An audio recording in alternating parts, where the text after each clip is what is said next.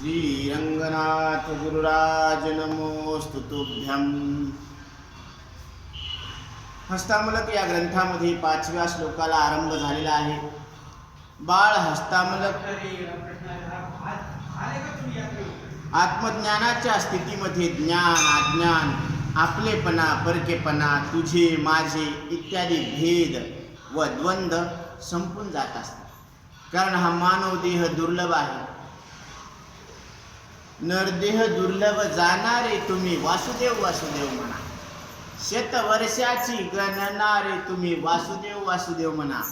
नरदेह मिळत नाही, मिळाला तर आयुष्य टिकत नाही, आणि आयुष्य टिकलं तर साधू संतांची संगत होत नाही।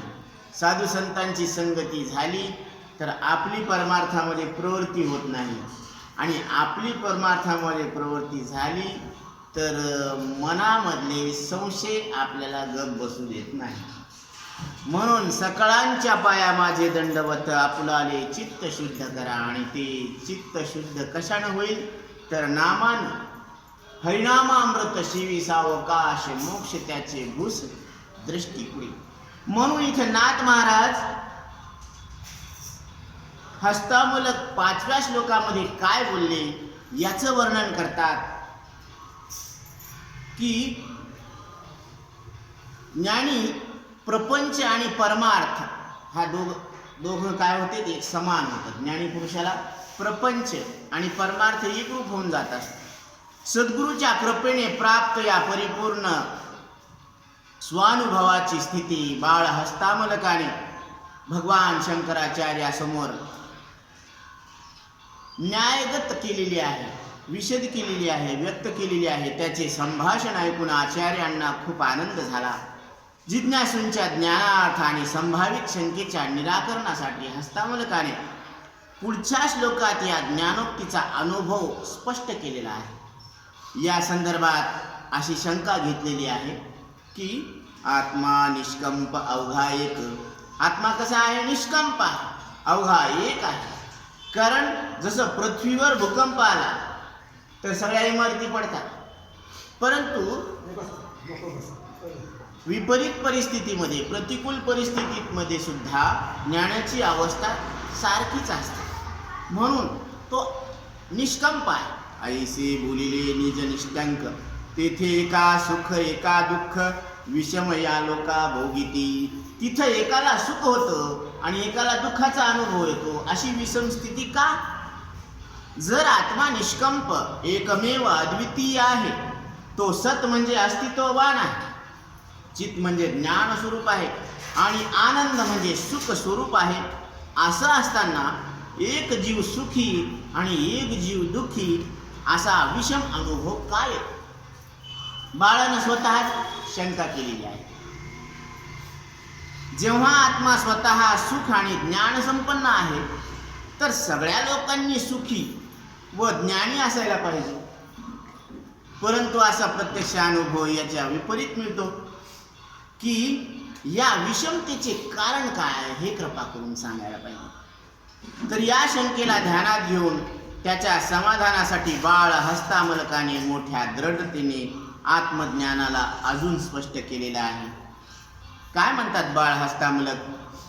मुखाभास को दर्पणे दृश्यमानो, मुखत्वात् पृथक्त्वेन नैवास्ति वस्तु, चिदाभास कोधीषु जीवोऽपि तद्वत्, सनित्योपलब्धि स्वरूपोऽहमात्मा, सनित्योपलब्धि स्वरूपोऽहमात्मा।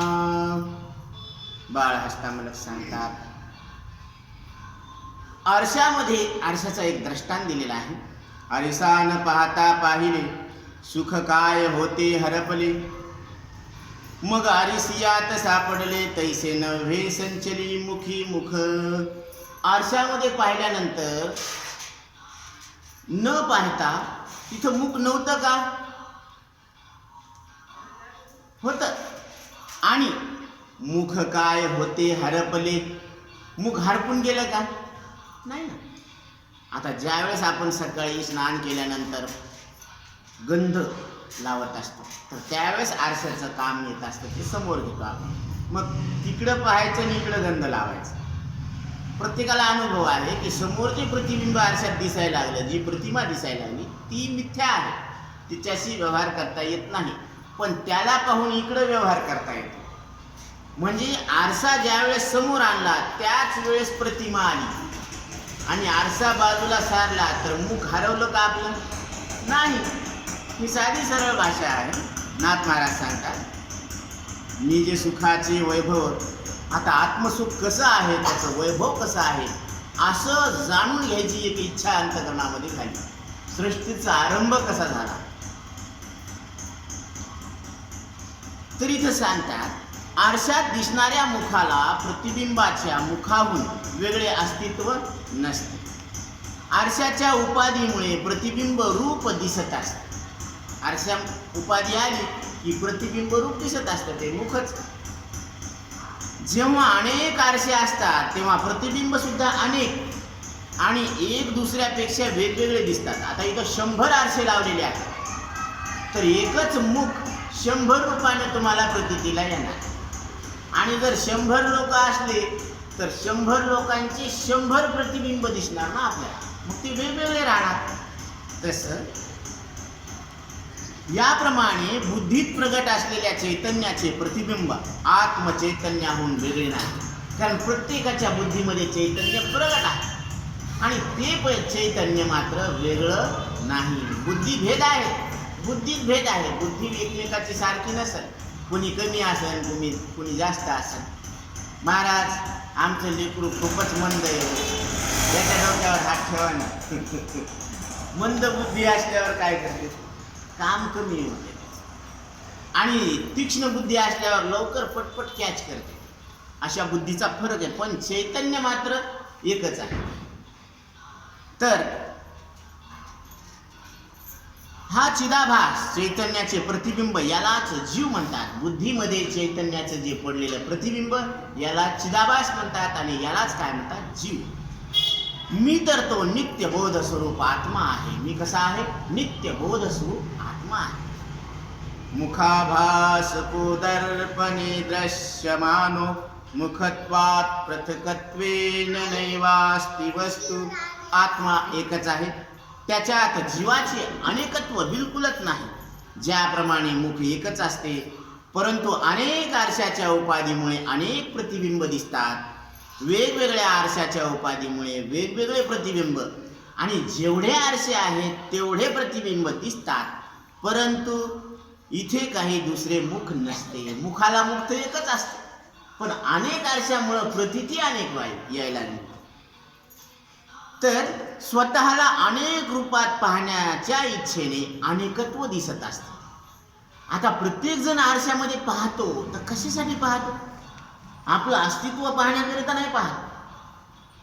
तो मी कसा दिसतो हा पहिला प्रश्न आहे. आणि गंमत आहे, तारुण्यामध्ये व्यक्ती आरशासमोरून उठतच नसतो, आणि वार्धक्यामध्ये व्यक्ती आरशासमोर बसतच नसतो. काय कारण आहे तुम्हाला समजलं?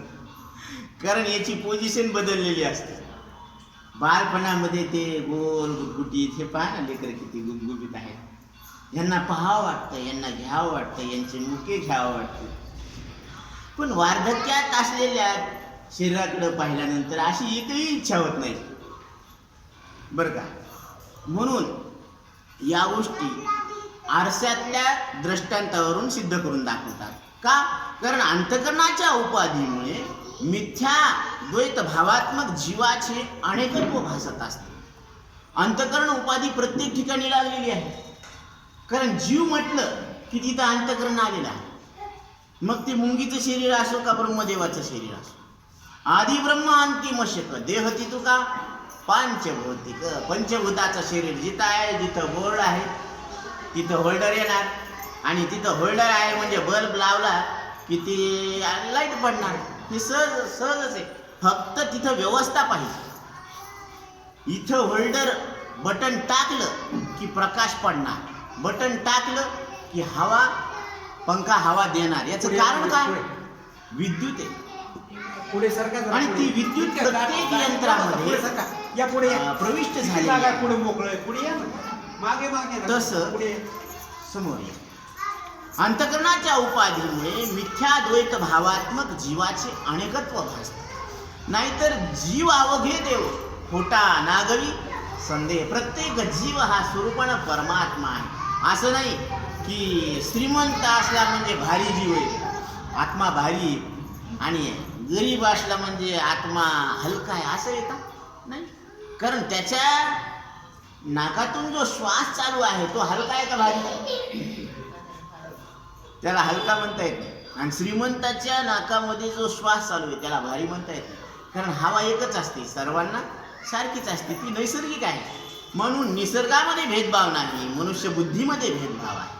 आणि ती बुद्धी दुरुस्त करता येते इथं. बुद्धीचा पालट धरारे काही मागुता नाही मनुष्य देह परत परत मिळणार नाही. हा मागुता हाच जन्म पावसी हे तो न घडे रे सायास. हे सायास करून सुद्धा मिळणार नाही. म्हणून डोळ्याची किंमत कोणाला आहे? कारण सगळ्या जागृतीचा व्यवहार 82 तत्वाचा डोळ्यावरच आहे. जागृत अवस्था नेत्रस्थान. म्हणून नैन है तो चैन है, नहीं तो बेचैन है. म्हणून डोळा फार महत्वाचा आहे आणि डोळ्याला जाणणारा तितकाच महत्वाचा आहे. म्हणून हे जे साधन आपल्याला मिळालेले त्या सृष्टीमध्ये ईश्वरानंतर दुसरा नंबर आहे. म्हणून हे पवित्र साधन मिळालेलं आहे. आणि या पवित्र साधनातून आपण पवित्र परमात्मा कसे आहोत हे हस्तामलक या श्लोकातून सांगतात. आरशामध्ये मुखाचे प्रतिबिंब दिसल्यावर मूळचे मुख जे बिंब आहे ते नष्ट होतं का? तिकडं आरशामध्ये याची प्रतिमा प्रगट झाल्यावर हे नष्ट होतं का? नाही. दुसरी, आणि आरशातल्या प्रतिबिंबाच्या रूपात मूळ मुखाहून वेगळे नाही किंवा वेगळं नवीन प्रगट झालं का तिथं? नाही ना. विचाराने पाहिले तर हे खरे नाही. आरशाच्या उपाधीमुळे प्रतिबिंबाच्या असण्या नसल्यामुळं चेहरा जशाला तसाच राहतो. आता आरशामध्ये प्रतिबिंब दिसलं काय आणि न दिसलं काय हे मुक्त जशाला तसं आहेत ना. फक्त एवढंच आहे की आरसा समोर आल्यावर दिसण्याचा व्यवहार होणार, आरसा बाजूला सरला की दिसण्याचा व्यवहार बंद. बरोबर? इथपर्यंत सगळ्यांना विषय क्लिअर आहे. आता पुढं बालक सांगतात, त्याचप्रमाणे अंतःकरणाची उपाधी असली नसली तरी आत्मचैतन्य निष्कंप आहे, निर्विकार आहे आणि अद्वैत रूपानं आहे. जिथं अंतःकरणाची उपाधी आहे तिथं कळण्याचा व्यवहार सुरू झाला. आणि जिथं अंतःकरणाची उपाधी तुटली की मग कळण्याचा व्यवहार संपला. चैतन्य जशाला तसंच आहे. बल्ब शॉर्ट झाला पण लाईट आहे ना. तसं शरीर नष्ट होणं म्हणजे काय होणं? बल्ब शॉर्ट झाला पण मूळची लाईन ब्रह्माची लाईन तर आहेत ना. तसं हीच गोष्ट हस्तामलक सांगतात की केवळ अज्ञानामुळे किंवा अंतःकरण उपाधीसोबत मिथ्या तादात्म्य झाल्याने मनाच्या अवस्थेनुसार सुख दुःखाचा भास होतो. केवळ अज्ञानाशी एकरूप झाल्यामुळंच त्या अंतःकरणामध्ये सुख दुःखाचा आपल्याला भास व्हायला लागला. मग आपण म्हणतो मी सुखी आहे, मी दुःखी आहे. आणि जर दुःखी आहे तर मग मी पापी आहे, आणि सुखी आहे म्हणल्यावर मग मी पुण्यवान आहे. असं आपण तिथे काय लावतो? समज लावतो आपला. पण तसं नाहीये. पारमार्थिक दृष्टीने हा सगळा भास मिथ्या आहे. पारमार्थिक दृष्टीने जर विचार केला तर सुख आणि दुःख भास आहे. म्हणून भगवद्गीतेमध्ये भगवान सांगतात की आगमापायनो अनित्य असतान स्थिती क्षस्व भारत. अर्जुना, हे सुख आणि हे दुःख येणारे आणि जाणारे आहे. मग आलेल्या सुखाला आणि गेलेल्या सुखाला, आलेल्या दुःखाला आणि गेलेल्या दुःखाला आपण जाणतो. कारण सुखामध्ये सुख आलं त्याला आपण जाणलं आणि ते गेलं. मग त्याच्याबरोबर आपण बी गेलो का? दुःख जाणायला शिल्लक आहेत ना. म्हणजे सुख नष्ट होऊन सुद्धा आपण नष्ट झालो नाही हे का कमी सुख आहे का? आलं का लक्षात? दुःख नष्ट होऊन आपण सुख जाणायला शिल्लक आहोत हे काय कमी सुख आहे का? म्हणून सुख येणारं आणि जाणार आहे. मग आपण आल्या गेल्याचे का शंभू तेल्याचे? आल्या गेल्याचे नाही. कारण येणारे जाणारे कोण आहेत? सुख आणि दुःख आहे. थोड़ा सुख तो थोड़ा दुःख है, थोड़ा दुःख तो थोड़ा सुख है. आणि सगळ्या दुःखामध्ये कुठंतरी एक सुख आहे. कधी इच्छित विषय प्राप्त झाल्यावर अंतःकरणाची स्थिरता आणि आनंदरूप आत्म्याचं भान, ह्या तिन्ही गोष्टी युगपत होत असतात. म्हणून आपल्याला वाटतं की हे मिळाल्यावर आपल्याला सुख झालं. मग तेच विषय गोळा करण्याचा आपल्याला छंद लागतो आणि छंद लागल्यामुळं आत्मानंदाचं भान होत नाही. म्हणून जगद्गुरु तुकोबराय सांगतात, तुका म्हणे सांडी संसाराचा छंद, मग परमानंद पावशील. आपल्याला परमानंद पाहिजे ना, मग संसारातल्या वस्तूचा छंद सोडा. आता तुम्हाला परमानंद, इथं परमानंद आहे आणि तुम्ही परमानंद आहे, असं लक्षात येतं. म्हणून इथं स्पष्ट करतात यालाच, मज म्या देखावे आपण, मला मी पाहावं, अशी त्या भगवंताला इच्छा झाली. ऐसी आत्म्याची इच्छा पूर्ण, तिची मुख्यत्वे माया जाण, तिचे अंतःकरण गुणभागी. त्या इच्छेलाच काय झालेला आहे, त्रिगुणात्मक प्रकृतीनं गुणविभाग झालेला आहे. सत्वगुण, रजगुण आणि तमगुण. जसं कोणाला आपल्या मुखाचे सौंदर्य पाहण्याची इच्छा झाली तर तो आरशात पाहतो, तसं अनेक शरीरामध्ये अनेक चेहरे दिसत असतात, परंतु तो स्वतः एकच असतो. आरशामुळे उत्पन्न झालेली अनेकत्वाची प्रतीती, द्वैतभाव, तो मिथ्या असतो. जरी द्वैत भासत असलं, आरसे अनेक असले, पण पाहणारा एक आहे ना. अनेक आरशामुळं अनेकत्वाची प्रतीती यायली, तिथं द्वैत दिसायला लागलं, पण ते द्वैत ते खोटं आहे किती? एकच आहे. म्हणून एको देवा सर्वभूतेषु गूढा. देव एक आहे, सबका मालिक एक. मग कळत का नाही? कारण इंद्रियानं गूढ आहे, मनानं गूढ आहे. आपल्याकडं साधनच काय आहे त्याला पाहण्यासाठी? देव पाहायला साधन काय? इंद्रिय, अंतःकरण. आणि हे यांच्या कक्षेमध्ये ते येत नाही.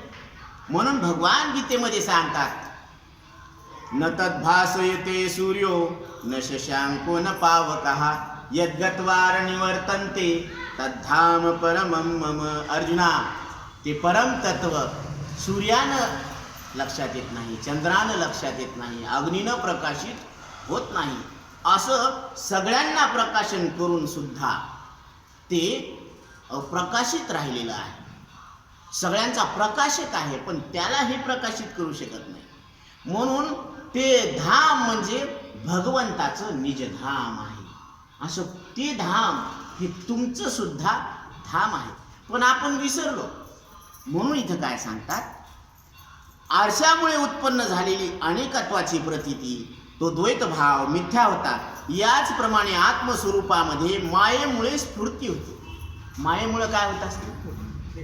बोला. माईक लावायचं ते लक्षात काय नाही. हो, चालतंय ना, लावा लावा. मायेमुळे स्फूर्ती होते आणि ती अंतःकरणाच्या गुणानुसार, सत्वगुण, रजगुण, तमगुणानुसार अनेक जीव भावाच्या रूपात द्वैत भास होतो. अंतःकरणात चैतन्याच्या आभासच चिदाभास आहे. वरच ठेवायचं त्याला, इथं ठेव, थोडं वर कर. तेवी सहज आत्मस्थिती, ते आत्मत्वे स्फुरे आत्मस्फूर्ती, ते स्फूर्तीची नवल ख्याती, जीव शिव प्राप्ती नसतीच दावी. आत्मस्वरूप स्थिती सहजच प्राप्त आहे प्रत्येकाच्या ठिकाणी. मागून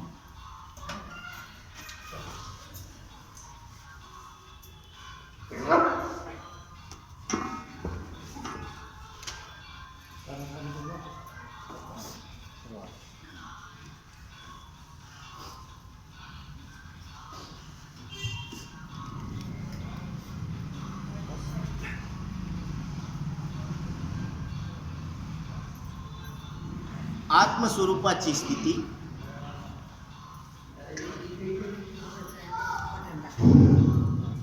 आत्मस्वरूपाची स्थिती सहजच प्राप्त आहे, परंतु मायेच्या कारणाने आत्मस्वरूपाच्या स्फूर्तीने जीवभाव उत्पन्न होत असतो.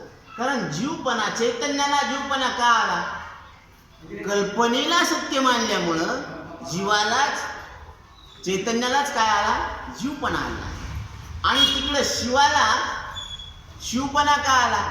त्या चैतन्याला मायेच्या उपाधीमुळं शिवपणा आला.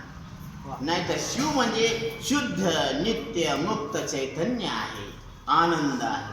म्हणून अहम देवनी शंभू शांभवी झाला. अहम जाळावा लागतो. अहंकार गेला तुका म्हणे देव झाला. म्हणून सगळे देव आहेत, परंतु या मायेमुळं कल्पना झाली, कल्पनेमुळं जीव झाला.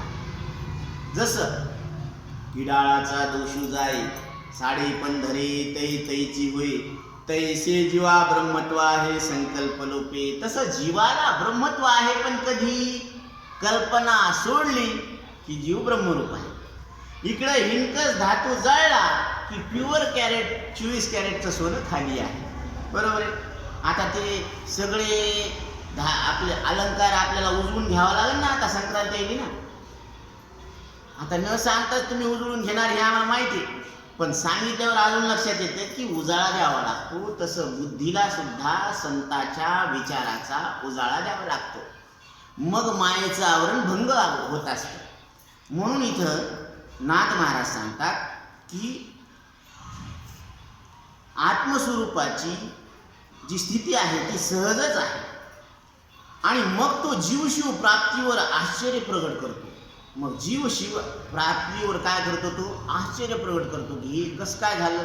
पण नाथांनी आधीच सांगितलं, कल्पना विद्या तेने झाला जीव, माये पादी शिव बोली देती. मग जर इथलं जीवानं कल्पना टाकली आणि तिकडं मायेचा जर बात केला तर जीव शिव दोन्ही हरिरूपी तरंग, सिंधू तो अभंगनेने हरी. मग जीव आणि शिव हे एकच आहे. मग तो भक्त आनंदानं नाचत म्हणतो, देवा तुझा आणि माझं नातं कसं आहे? तुझं मज ऐशी परी जैसे तरंग सागर. तरंग कधी समुद्राहून वेगळा आहे? कधीच नाही. म्हणजे तसा जीव देवाहून कधीच वेगळा नाही, पण आपण कधी त्याचं समजलो? आपल्याला कधीच नाही. म्हणून याचं कारण आहे, श्रुती सांगते एकाकी न रमते. वेदाच्या प्रमाणानुसार अद्वैत स्वरूपात द्वैताचे आभासाचे कारण माया आहे.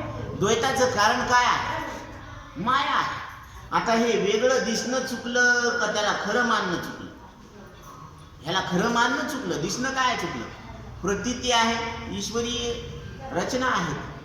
वेळेवर पाऊस पडतो ही काय आहे? रचना आहे. वेळेवर थंडी पडते ही रचना आहे. म्हणून ही प्रकृती आहे, हिलाच प्रकृती म्हणतात. जीव भावाचा आभास उत्पन्न करणारी अविद्या ही माया आहे. ही सत न आहे ना असत आहे. हिला असतही म्हणता येत नाही ना असतही म्हणता येत नाही. सत का म्हणता येत नाही? कारण विचारापुढे टिकत नाही.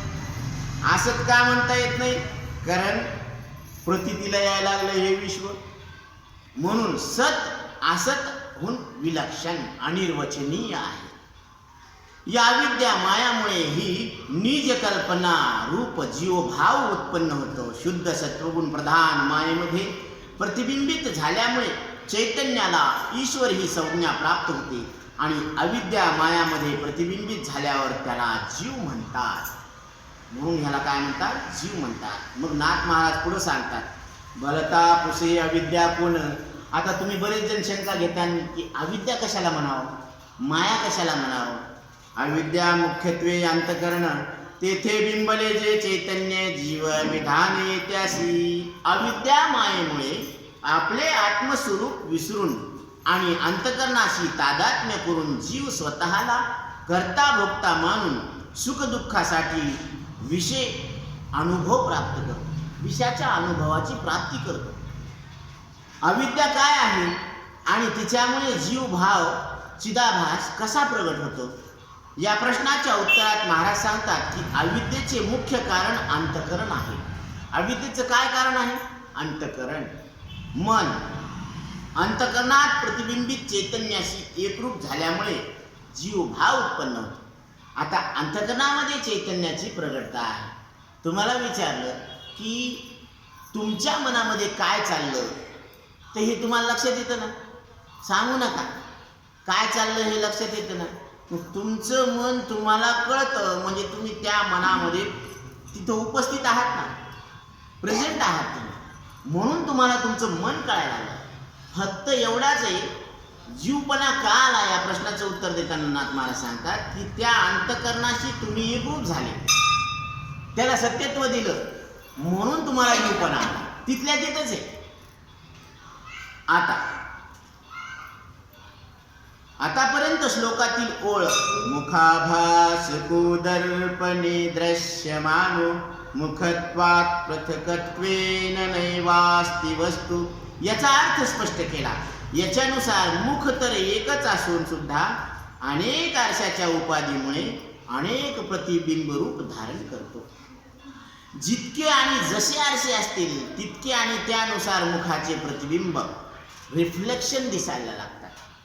आता आरशामध्ये दिसणं म्हणजे काय, म्हणजे रिफ्लेक्शन आहे ना, या बिंबाचं प्रतिबिंब आहे, त्याचं नावच प्रतिबिंब. म्हणजे इथला उजवा तिथं डावा दिसणार, इथला डावा तिथं उजवा दिसणार. तुम्ही हसते चेहरे आपल्या यात्रेमध्ये आले होते, बऱ्याच लोकांनी पाहिलं असेल. हसते चेहरे पाहिलं का? 2 रुपये तिकीट होतं. त्याच्यामध्ये हे नाक आहे ना एवढं मोठं दिसायचं बरं का. एक बहिर्वक्र, आंतरवक्र असे वेगवेगळ्या नमुन्याचे आरसे होते. त्याच्या आता तिथं काय करायचं, फक्त 2 रुपये तिकीट दिलं ना, एक गोल राऊंड मारायचा. वेगवेगळे आरसे तिथं लावलेले आहेत. ते एका एका आरशामध्ये फक्त तुमचं नाही का हे सगळं शरीर नाही का काठीवाणीच दिसणार, आणि दुसऱ्या आरशामध्ये तुम्हाला सगळं नाही का एवढं मोठं दिसणार, आणि एखाद्या आरशामध्ये तुमचं फक्त तोंडच एवढं मोठं दिसणार, बाकी शरीर लहान दिसणार. हे वैचित्र्य, ही विचित्रता का आली? आरशाच्या भूमिकेमुळं.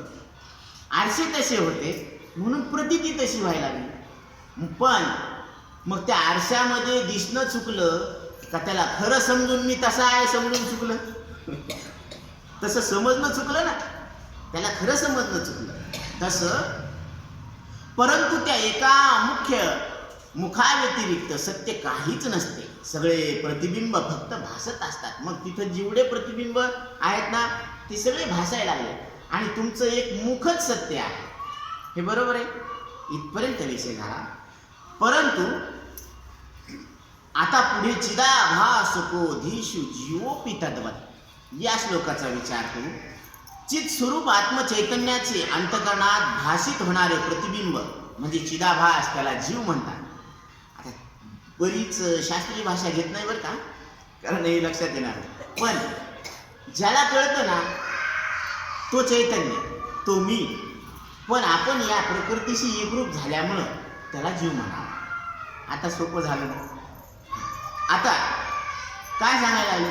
बुद्धी उपाधी अनेकता व भिन्नतेमुळे जीव सुद्धा अनेक आणि भिन्न भिन्न भासतात. आता बुद्धी उपाधीमुळे काय व्हायला लागलं? इथला जीव वेगळा, इथला जीव वेगळा, इथला जीव वेगळा, असं वेगवेगळं दिसायला, पण ते भासायला लागलं असं म्हणतात. हे सगळे कल्पना मात्र आणि मिथ्या आहे. आता हे आपल्याला जे वेगळेपण दिसायला लागलं ना ते सगळं मिथ्या आहे. कारण सर्व घटी राम देहादेहिक सूर्यप्रकाशक सहस्त्र रश्मी, सर्व घटामध्ये म्हणजे शरीर रूपी घट आहे आणि अंतकरण रूपी त्याचं काय आहे? प्रगट होण्याचं साधन आहे. त्या अंतकरणात जे चैतन्य प्रगट आहे ते जरी वेगवेगळे दिसत असले तरी ते लक्षणानं कसे आहे? एकच आहे. पण ती तेल वात जरी वेगवेगळी असली, पण ती मातीची, तेल करडीचे, वात कापसाची, पण ज्योत अग्नीची, अग्निक स्वरूप आहे ती. मग लक्षणानं ज्योत एक आहे. ती स्मशानात आहे म्हणून अपवित्र आहे आणि देवाजवळ आहे म्हणजे पवित्र आहे असं नाही बरं का. ज्योती एक ज्योत, ज्योती दोन्ही ज्योत असं जरी पाडा म्हटला तरी ज्योत शेवटी एकच आहे. तसं चैतन्य एकाला एकच कायम आहे. हे सगळे कल्पना मात्र आणि मिथ्या आहे. याचे कारण अविद्या, माया. याचे कारण काय आहे? माया. जी नाही ती, मा अधिक या. मा म्हणजे जी नाही आणि या म्हणजे ही. जी नाही ती, तिलाच काय म्हणायचं? माया म्हणायचं. म्हणून मायेचं स्वरूप सांगताना हे सांगितलं. याप्रमाणे निर्देशित केल्यावर प्रश्न स्वाभाविक रूपाने येतो की अविद्या काय आहे? मग तुम्ही माया माया म्हणायला लागले, ती अविद्या तरी काय आहे? ती माया कशाला म्हणतात? आणि जीव काय आहे? आणि विचार केल्यावर लक्षात येते की अंतःकरणाचं मुख्य रूपाने अविद्या आहे. विचार केल्यावर काय लक्षात येतं की अंतःकरणच अविद्या आहे.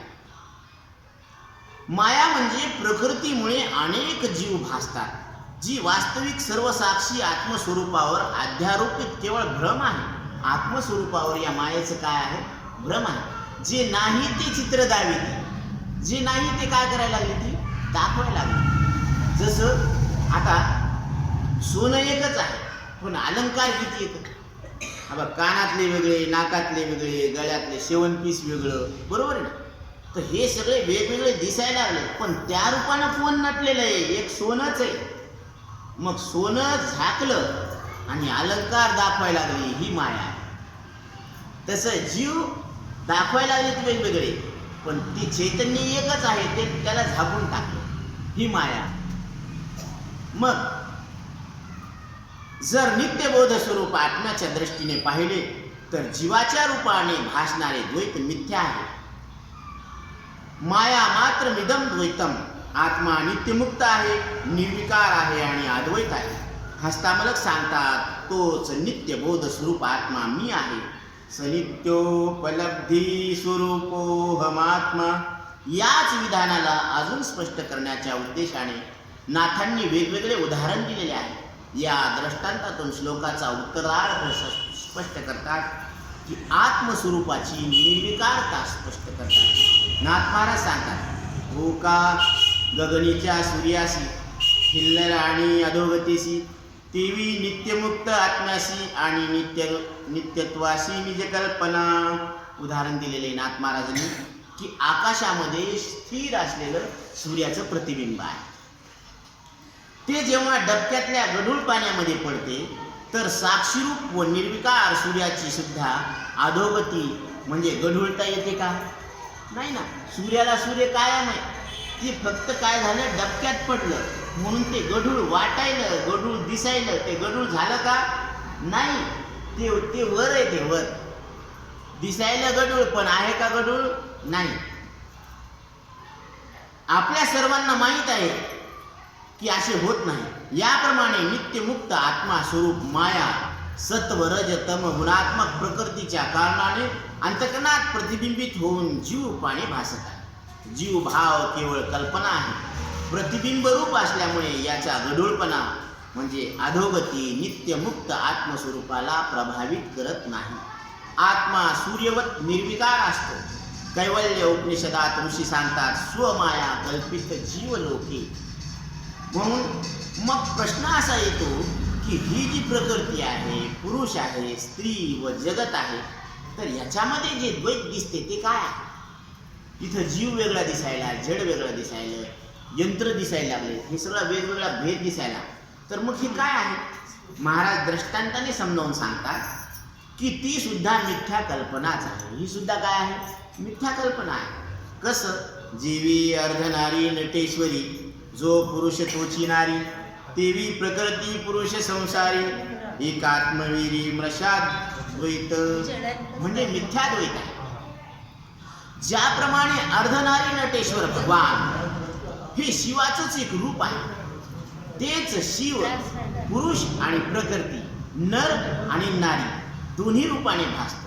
याचप्रमाणे प्रकृती व पुरुष रूपी द्वैताने युक्त हे आभासात्मक जगत, हे संसार सुद्धा त्याच्या एका अद्वैत आत्मस्वरूपावर अध्यारोपित म्हणजे मिथ्याभास आहे.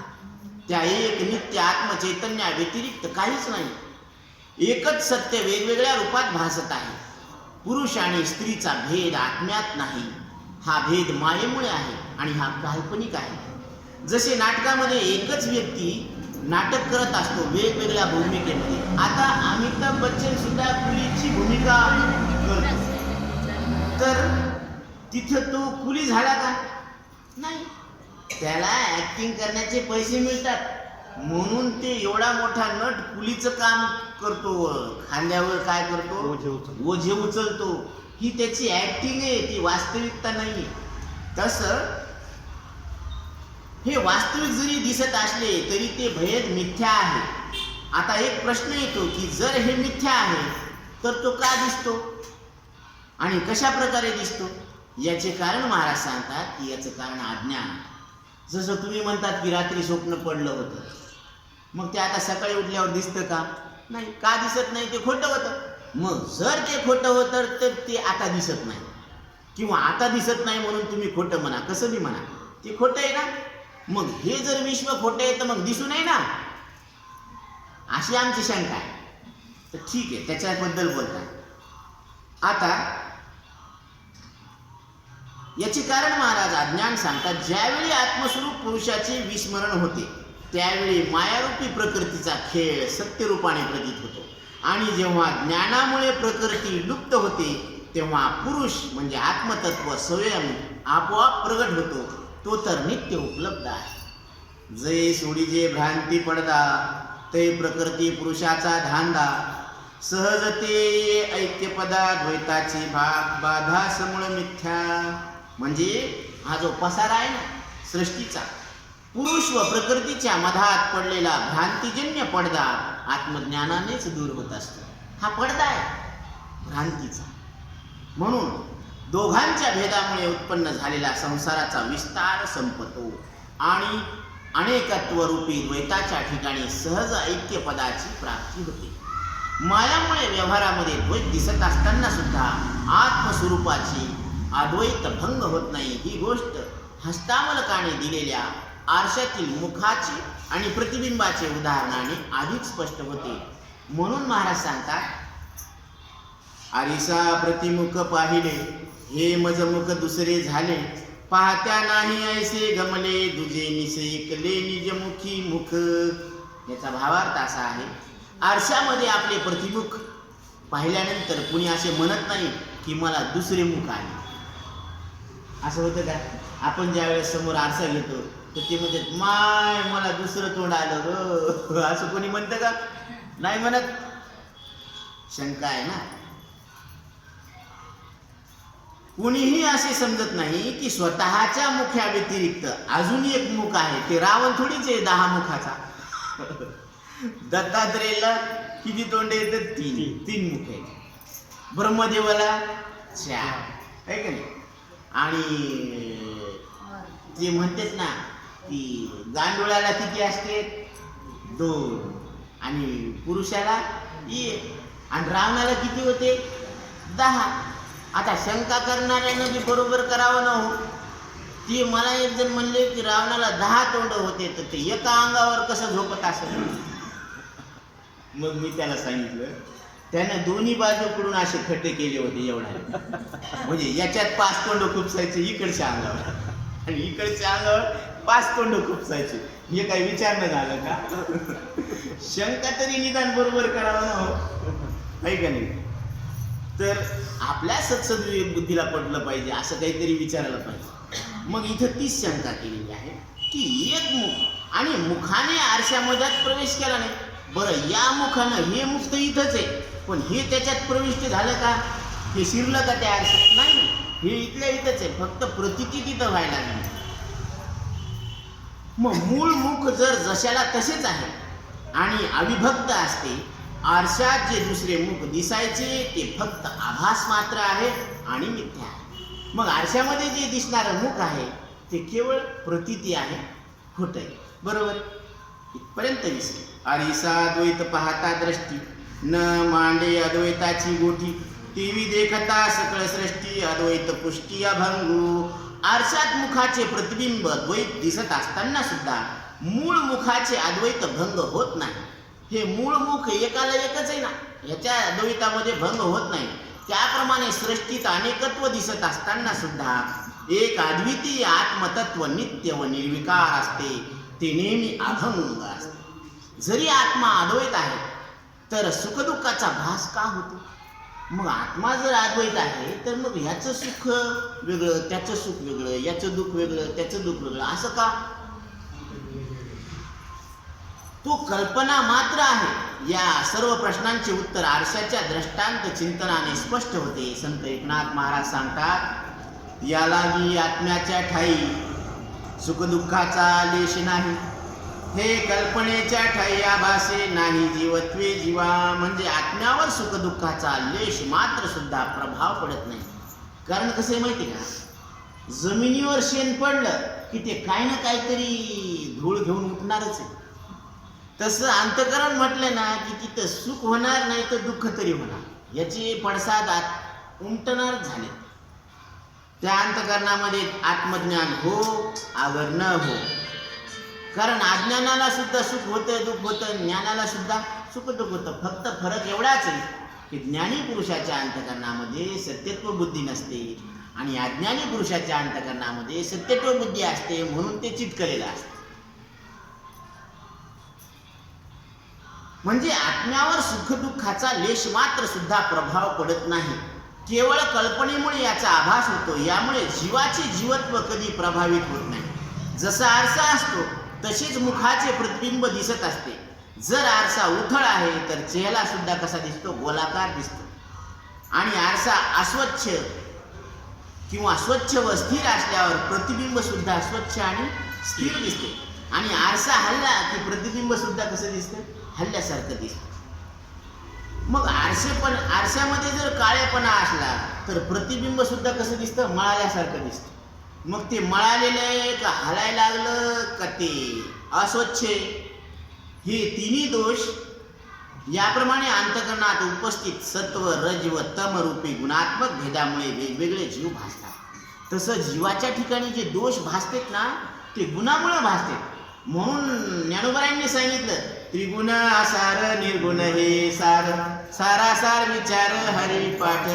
ज्याच्या अंगामध्ये सत्वगुण जास्त असेल तिथं ती मात्र नाही का सद्भावना प्रगट होत असते, सुख शांती प्रगट होत असते. जिथं रजोगुण आहे ना ती 1 मिनिट सुद्धा स्वस्थ बसणार नाही, त्याला त्याचे गुण काय करतात बसू देत नाही.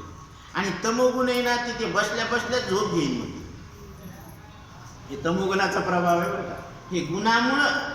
म्हणून तिथं काय सांगितलं, सांडितू अवगुण रे भ्रमरा, ऋणू झुनू ऋणू झुनू ऋणू झुनू ऋणू झुनू रे भ्रमरा, सांडितू अवगुण रे भ्रमरा. तुम्ही अवगुणांना काय करा, सोडून द्या आणि भोगी तू निश्चळू रे भ्रमरा. तुम्ही निश्चळ परमात्मा आहेत याचा तुम्ही काय करा, आनंदानं भोग घ्या. कारण सगळी सृष्टी मंगल आहे आणि तुम्ही सुद्धा कसे आहात, मंगल आहात. म्हणून तुका म्हणे मंगल आता कोण दाता याहुनी. काय कारण आहे तुम्हाला दुःख करण्यासाठी? तुमच्यामुळे तुम्हाला दुःख आहे का जगामुळे तुम्हाला दुःख आहे? जगामुळे दुःख आहे म्हणावं तर जग खोट आहे. बरं, तुमच्यामुळे दुःख म्हणावं तर तुम्हाला तुमचं स्वरूप सुख स्वरूप आहे. कारण झोपेमध्ये तुम्हाला आनंदाचा अनुभव येतो. सकाळी उठून तुम्ही सांगता मी सुखानं झोपलो होतो, काहीच जाणत नव्हतं, बरोबर आहे ना? हा, मग तुम्ही सांगायला हवे की मी सुखानं झोपलो होतो. म्हणजे सुख आणि तुम्ही दोन नाहीत. आला क्लास. मग तुम्ही सुख असताना आणि दुसरं तुमच्या समोर आहे पण ते खोटं आहे, असं असताना तुम्ही दुःखी का, याचा अर्थ तुम्हाला भ्रम झाला आणि तो भ्रम विवेकानं जात असतो. म्हणून विवेक करा. जसा आरसा असतो तसेच मुखाचे प्रतिबिंब दिसत असते. मग गुणभेदामुळे ते वेगवेगळे जीव भासतात. अंतकरणाशी तादात्म्य झाल्यामुळे जीवाला सुखदुःखाचा अनुभव येतो. आत्मस्वरूपात ही विकृती लेश मात्र सुद्धा नाही. आत्मस्वरूपामध्ये ही विकृती नाही. संताचेच वचन आहे की सुख दुःख पिसे आत्म्यास नसे. हे सुखदुःखाचं पिसं आत्म्याला नाहीये. सुख दुःख वेगळा असे ठाव हा निराळा. म्हणून सुख आणि दुःखाच्या पलीकडे तुमचं स्वरूप आहे, त्या स्वरूपाला जाणा. ते निज धाम आहे. भगवान निज धामाला गेले म्हणजे कुठं गेले, आपल्या आत्मस्वरूपावर जागे झाले. सुखदुःखाचा मूर्खपणा आत्म्यात नाही, तो आभास मात्र आहे आणि मिथ्या आहे. म्हणून आत्माला सांगतात सुखदुःखातीत शुद्ध नाही पुण्यवान संबंध. तो मी केवळ निजबोध सच्चिदानंद स्वरूप. सूर्याचे प्रतिबिंब ज्याप्रमाणे तूप दूध व गंगाजळामध्ये पडत असते त्याचप्रमाणे मळमूत्राने भरलेल्या खड्ड्यात सुद्धा पडते, परंतु याचा सूर्यावर काहीच परिणाम होत नाही. याप्रमाणे जगामध्ये सुखी श्रीमंत पुण्यशील अधम आणि पापी दिसत असताना सुद्धा साक्षी चैतन्य आत्मा सदैव कसे आहे, निर्लिप्त आहे, निर्विकार राहते. जसे सूर्यात कोणतेच दिवस रात्र होत नाही, सूर्यामध्ये दिवस रात्र नाही. सूर्याचा वार कोणता आहे त्याला विचारा ना, तुमचा वार कोणता आहे? ते म्हणजे काय बोलायले तुम्ही, तुमचा रविवार तर असेल ना, कारण तिथं दिवस नाही रात्र नाही, त्याच्यामुळं पृथ्वीवर दिवस रात्र होते. आणि आपण आपल्या सोयीसाठी 7 वार लावले: सोमवार, मंगळवार, बुधवार, गुरुवार, शुक्रवार, शनिवार, रविवार. आपण म्हणालो हे त्याचा वार आहे, ते म्हणत नाही माझा वार आहे. म्हणून त्याच्या घरी दिवा लावायची गरज नाही, वाती वळायची गरज नाही. कोणाच्या? सूर्याच्या. ते स्वतःच प्रकाशमान आहे. तसं इथं कल्पना करायची गरज नाही. त्याप्रमाणे आत्मा पाप पुण्याच्या पलीकडे आहे. तोच नित्य बोधस्वरूप आत्मा मी आहे, असं चिंतन इथपर्यंत झालेलं आहे. आता 6व्या श्लोकामध्ये हस्तामलक सांगतात, परिपूर्ण आत्मा एक असून सुद्धा अविद्याजन्य अंतकरणाच्या उपाधीमुळे अनेक जीवाच्या रूपाने उत्पन्न झालेला दिसतो आणि अंतकरणाच्या गुणवृत्तीनुसार मनाच्या कल्पनेमुळे सुखदुःखादी प्रपंचाचा आभास होतो. त्यामुळे सुखदुःख मन कल्पित आणि मिथ्या आहे. आत्मस्वरूपाच्या दृष्टीने सुखदुःख रूपे द्वंद्वाचा लेश सुद्धा निजबोध स्वरूप आत्म्यावर त्याचा प्रभाव पडत नाही. पूर्वीच्या श्लोकात मुख आणि आरशात मुखाचे प्रतिबिंब आणि सूर्य व सूर्याचे प्रतिबिंब या उदाहरणावरून हस्तामलकाने हे स्पष्ट केले की मी पाप पुण्याच्या पलीकडे आहे. आता गमत पहा, पाप आणि पुण्य. एखादं चांगलं काम झालं की आपल्याला वाटतं माझ्या हाताने चांगलं झालं म्हणजे मी पुण्यवान आहे. आणि एखादं वाईट काम झालं, चलता चलता कोणाचे पैसे चोरले किंवा त्याचे पडले आणि आपण उचलून घेतले, आपल्या मनात खटकतं की मी पाप केलं गडे, त्याचे पैसे होते त्याला देऊन टाकायचे असतात. मग हे पाप आणि पुण्य ह्या ज्या क्रिया आहेत ना, ह्या मनात घुसळत राहतात. मग आपण पापी आहेत का पुण्यवान आहेत? प्रश्न असा आहे. तर पूर्वीच्या श्लोकामध्ये आरसा आणि प्रतिबिंब आणि नंतर सूर्य आणि त्याचं प्रतिबिंब या उदाहरणानं स्पष्ट केलं की आपण पाप पुण्य रहित शुद्ध परमात्मा आहोत. आता इथं काय सांगतात माऊली माहिती का? पापात्मके पापे नरका जायचे, पुण्यात्मके पापे स्वर्गा जायचे, माते जेने पावे जे ते शुद्ध पुण्य गा. शुद्ध पुण्य कशाला म्हणावं? ज्याच्यामुळं परमात्म्याची प्राप्ती होईल ते शुद्ध पुण्य आहे. म्हणून पूर्वीच्या श्लोकामध्ये सच्चिदानंद आत्मा आहे ते सांगतात की हे गुरुदेव, मी तो परात्पर परमात्मा स्वरूप आहे, ज्याच्यात ध्याता ध्यान, साध्य साधन व ज्ञाता ज्ञान याचा भेद राहत नाही. पूर्ण ज्ञानाने युक्त आत्मसाक्षात्कारी बाळाचे व्याख्यान ऐकून शंकराचार्य आनंदाने डोलू लागले. आता हस्तामलकाने हा विचार केला की कोणत्याही साधकाला या ज्ञानासंबंधी कोणतीही शंका शिल्लक राहू नये, म्हणून स्वतःच संभावित शंका घेऊन त्याचे समाधान पुढच्या श्लोकामध्ये केलेलं आहे. आत्मत्वे सुखदुःख नाही, तेथे बद्धता कैची काही, बद्धते विन पाही मोक्ष तोही मिथ्या. आत्मत्वे सुख नाही, तेथे बद्धता कैची काही, बद्धते विन पाही मोक्ष तोही पै मिथ्या. तेव्हा मोक्षशास्त्र ते सुद्धा काय होणार? वृथा होणार.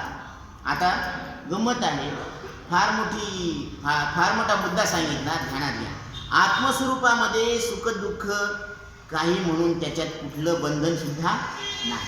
सुख दुःख नाही म्हणून पाप पुण्य नाही, पाप पुण्य नाही म्हणून बंधन नाही. बरोबर आहे. आता बंधनच नाही तर मग मोक्ष राहील का? नाही राहणार. मग मोक्षाचा काय अर्थ राहिला? जर मोक्ष मिथ्या आहे तर मोक्ष शास्त्र सुद्धा मिथ्या होणार का? मग प्रश्न आहे ना, यायलाच पाहिजे. यामुळे वेदांत शास्त्र सुद्धा मिथ्यत्वाच्या कक्षेत येतील का, या शंकेचं समाधान करतात. यथा दर्पणाभाव आभास हानो मुखम विद्यते कल्पनाहीनमेकं, तथाधी वियोगी निराभास कोया सनित्योपलब्धी स्वरूपोहमात्मा, सनित्योपलब्धी स्वरूपोहमात्मा. भावार्थ सांगतात, ज्याप्रमाणे मुख्य सत्तेवरून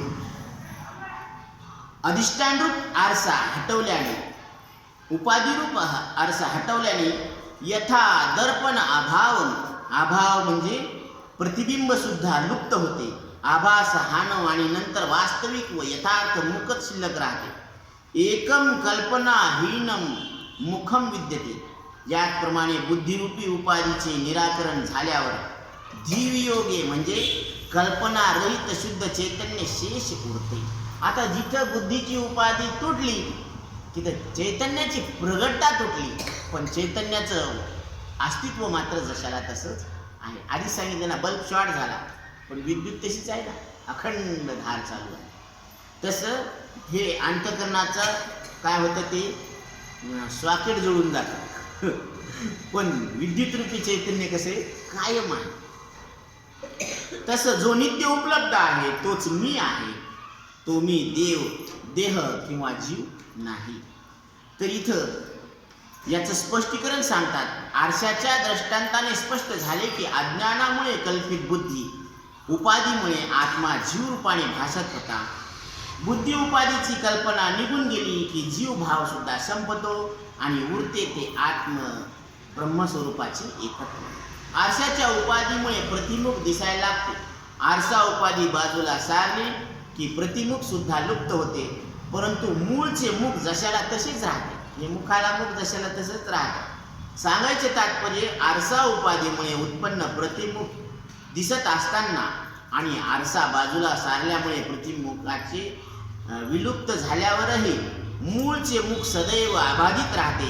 याच आधारावर महाराज स्पष्ट करतात की जीवत्व यावया बुद्धी कल्पना ते जन जाना नेले जीवपणा येत्या जात्याचा तो देखना तो आत्मा जाना निज नित्य.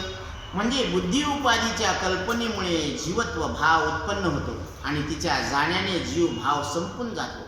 या येणाऱ्या जाणाऱ्या बुद्धीला उपाधीला आणि जीव कल्पनेचा द्रष्टा जो आत्मतत्व आहे तो नित्य सिद्ध आहे असे समजावे.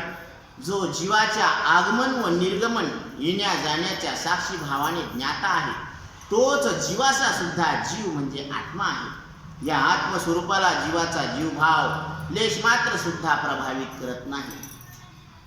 जसे प्रतिमुख असल्यावर किंवा लुप्त झाल्यावर सुद्धा कोणालाही अशी शंका कधीच होत नाही की माझे मूळ मुख आहे का नाही. आता आरसा बाजूला केल्यावर प्रतिबिंब दिसणं बंद झालं, मग असं कोणी म्हणन का की माझं तोंडच हरवलं म्हणून असं कोणी म्हणत नसतं. त्याचप्रमाणे ज्ञान व अज्ञान दोन्ही अवस्थेत आत्मतत्व सदा एक समान विद्यमान असते.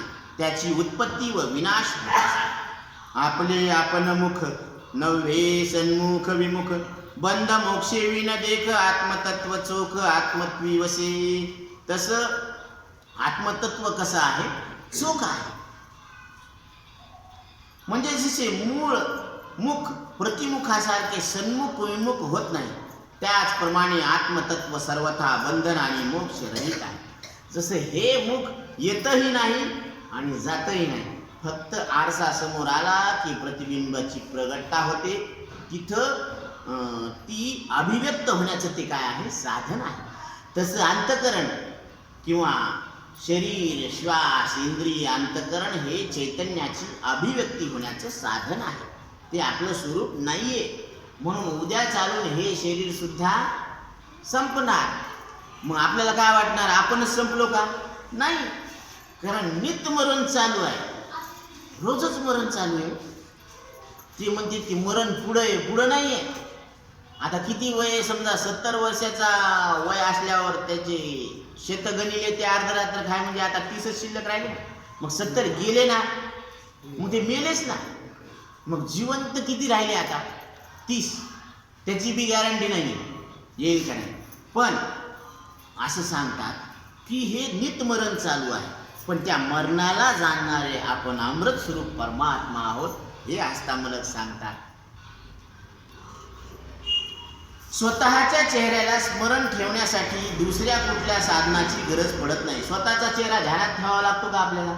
नाही, ते सहजच ध्यानात असतं की आपण असे आहोत म्हणून. काय गंमत आहे.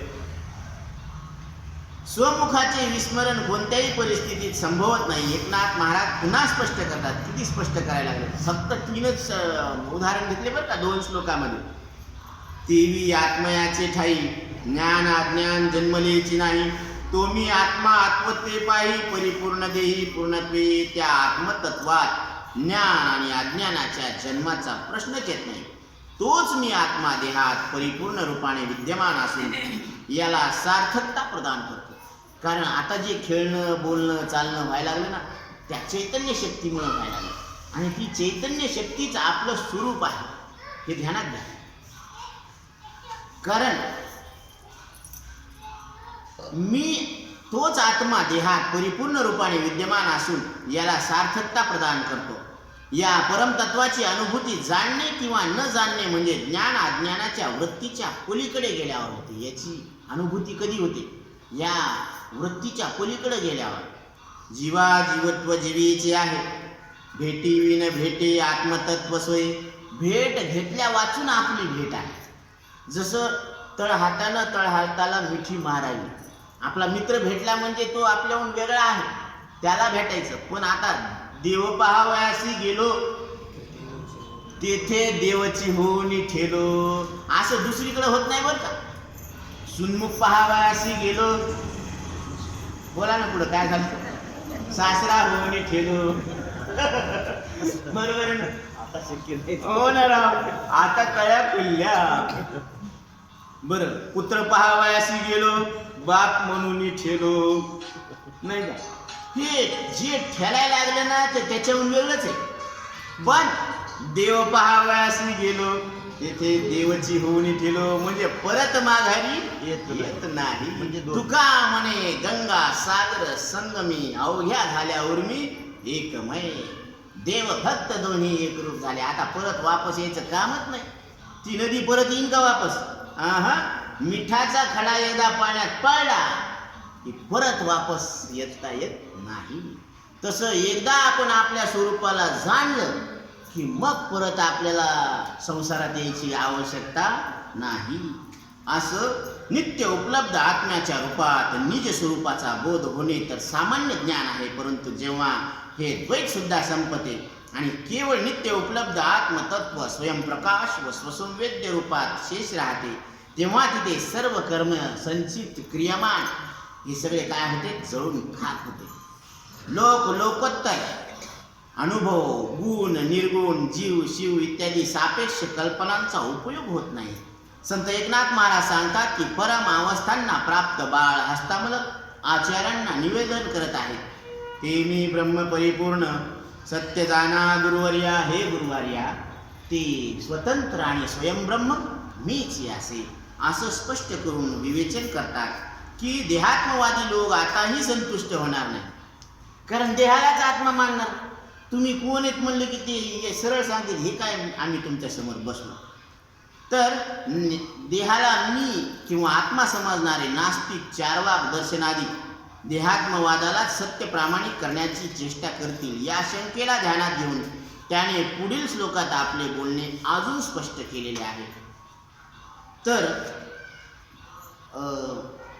खूप चिंतनीय भाग आहे आणि थोडंसं अजून याच्यामध्ये आपण विस्तारपूर्वक वेगवेगळ्या पद्धतीने सांगण्याचा प्रयत्न करू, ज्याच्यामुळं तुम्हाला सुद्धा आनंद येणार आहे.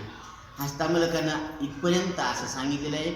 आता देहात्मवादीची शंका घेऊन परत पुढं ते बोलणार आहे. तो विषय आपण नंतर. पुंडलिका वरदे हरी विठ्ठल श्री ज्ञानदेव तुकाराम पंढरीनाथ भगवान की जय. माऊली ज्ञानेश्वर महाराज की जय.